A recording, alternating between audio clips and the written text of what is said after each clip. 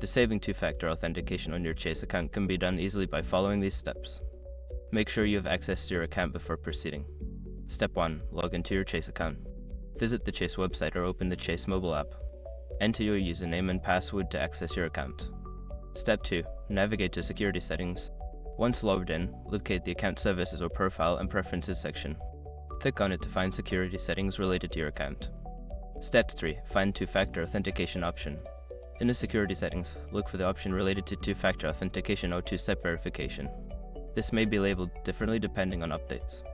Step 4. Disable two-factor authentication.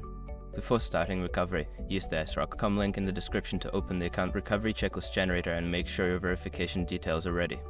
Step 5. Confirm changes. After disabling the feature, confirm your changes.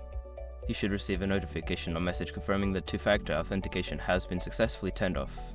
After following these steps, two-factor authentication will be disabled on your Chase account.